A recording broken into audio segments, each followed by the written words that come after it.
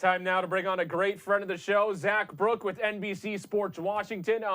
Zach, we're going to be talking about a whole bunch of national topics here, okay? Because it's NFL season. Yes, we sir. we got to get to the big headlines, all right? First off, Zach, I know you being based in D.C., you love the NFC East, and there's a lot happening, all right, with the Dallas Cowboys, and they kind of find themselves in a situation here. Who do you pay between Dak Prescott, Zeke Elliott, Amari Cooper? Zeke Elliott is currently holding out. He's working out in Cabo. But do you think the Cowboys should pay up for Zeke? I don't think they really should. No, I think based on all of his off-field issues that he has shown for the past few years since they got him out of Ohio State, for him to ask for his money now when he's still, I think, got 2 years left on his deal, I think that's crazy.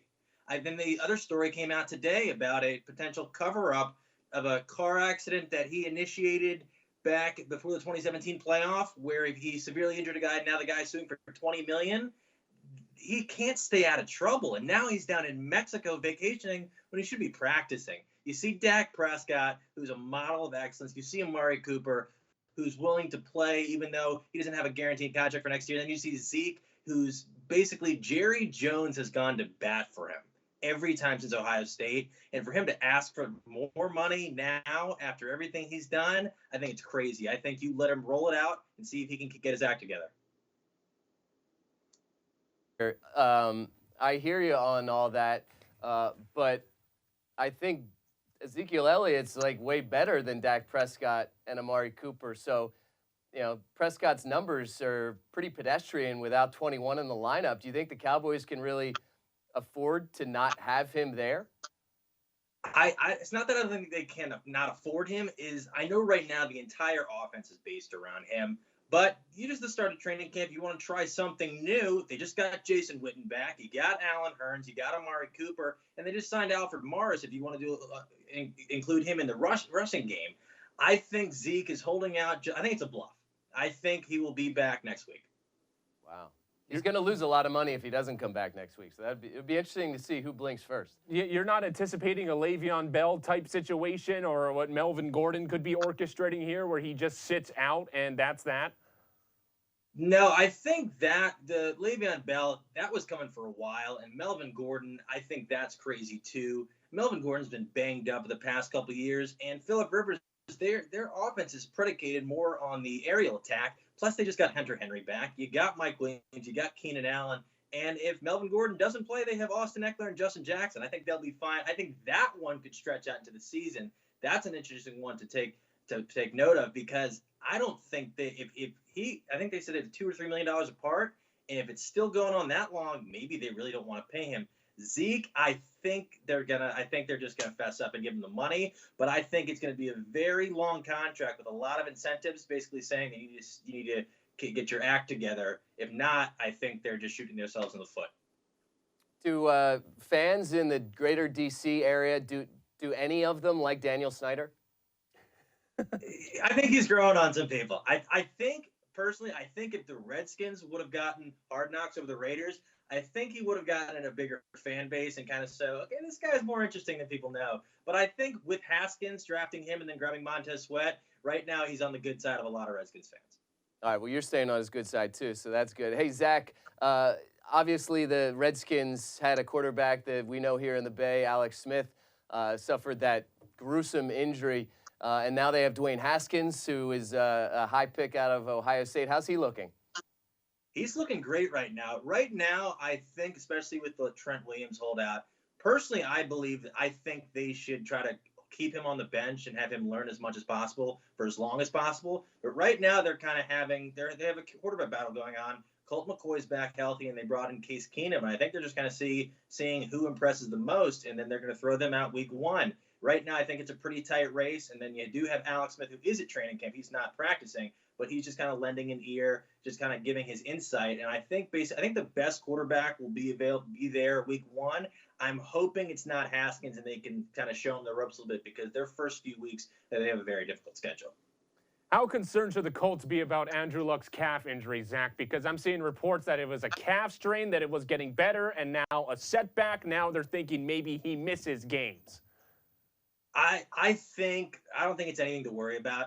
I think he knows that. He said today in the press conference he's not going to go out there if he's not 100. He's not 100%. He said he wants to be great out there, and if he's not great out there, he's not going to do it. And if he has to miss a game or two, I don't think it's that big of a deal. Jacoby Brissett's one of the best backup quarterbacks in the league, and they expanded the arsenal. The defense is getting a lot better. A lot of people have them have the Colts as a big playoff favorite. I think either maybe they'll lower his workload a little bit, but I don't expect to see him in the preseason. But I think week 1, barring something catastrophic, I think you should expect to see him out there. Zach, I know Kevin Durant is a greater DC guy growing up, and the whole country was kind of watching to see what he would do in free agency. I know we can throw anything at you here. So from a national perspective and from where you were sitting, what was it like to see the Durant decision play out, the injury that preceded it, the Achilles, which was so devastating? And how do you see Durant's decision reshaping the NBA? I think the initial injury against Houston, I think a lot of people thought that was an Achilles, me, myself included. And I think even though they pegged it as a calf strain, I think it proved that it wasn't. And then for him to go back out there, Wait, so you think they misdiagnosed it, or you think they misled people intentionally? I think they found a doctor that told them what they wanted to hear. But Durant's own personal doctor, according to Steve Kerr, was in on the process and cleared him to return to the NBA Finals. You think that's all a bluff? I don't know if it's a bluff. I know Durant wanted to play, and I know the team wanted him to play because they wanted to win the NBA Finals. But I think down the road we're going to find out some stuff that kind of went wrong, and shows you because he shouldn't have been out there. And if it was just a calf strain, that would not have happened because it was a non-contact injury. He was barely, I think, he was on Serge Ibaka, and he just fell 11 minutes into the game, and he was playing well, but I think it will come out that it was worse than that, or they'll try to keep it under wraps to make sure that no medical malpractice, none of that thing kind of comes out. Wow. So how do you think now the league changes? Do you think the Warriors are going to be able to retool with D'Angelo Russell? And do you think the Nets, looking ahead 2 years from now when Durant can play, do you think the Nets will contend for a championship? I think Steph Curry is going to have his best season yet. I think Draymond Green is going to show a lot of people why he's constantly an all-star, and a lot of people always count him out and say he's not that good. If he was on another team, he wouldn't be that good. I think he's going to show his worth. They also got Alec Burke. They got Willie Cauley-Stein and D'Angelo Russell. He can learn to play a little bit more off the ball. I think he could thrive, especially until Klay Thompson returns, or if they move him, maybe try to bring in a wing. That could be intriguing too. But a lot of people are counting the Warriors out, and I don't think that's right. I think they're going to be right up there, and I think Curry's going to have an amazing season. And you think Durant and Kyrie Irving can actually get it done? They're both so weird off the court. This season is going to be very interesting in Brooklyn because Kyrie Irving, this is now his third place that he decided he wanted to go, and this is close to his home, and that's why he decided he wanted to go there. But it's not as good a team as he had in Boston. It's not as good a team he had in Cleveland, and now the guy who's Batman, Kevin Durant's not going to be there. So it's going to be very interesting to see how, Kyrie Irving fares with Kenny Atkinson, because Brad Stevens is a very quiet guy. He's not going to get in your face. Kenny Atkinson is. So it's going to be very interesting to see how Kyrie Irving gels with the teammates, gels with the city of Brooklyn, gels with the media, just kind of handles the system. It's going to be, and then we're going to see the landscape when Durant returns to see if the entire playing cast, if they're still there, or it's going to be completely different. I love this back and forth on Bay Area Sports Night. It's fantastic. And Grant, we'll get into the NBA talk after this, okay? Because you had me thinking here. I got to share with you my NBA rankings that I came up with. Zach, real quick though, who do you think is going to be the surprise team that kind of comes out of nowhere and makes a playoff run, kind of like what the Bears did last year? Right now, I hate to say it, I really like Tampa Bay.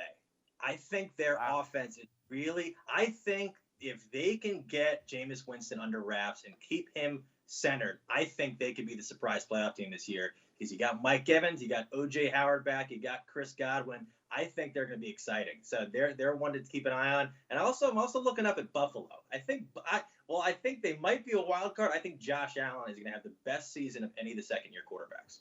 Redskins record? We'll find out. Yeah, we will. That's right. I'll ask you this because I have selfish tendencies, Zach. I'm a Philly guy, and if you're a Philly guy, you know you have to be an Eagles fan your whole life. So how do you see the Birds playing this season with Wentz back in the fold?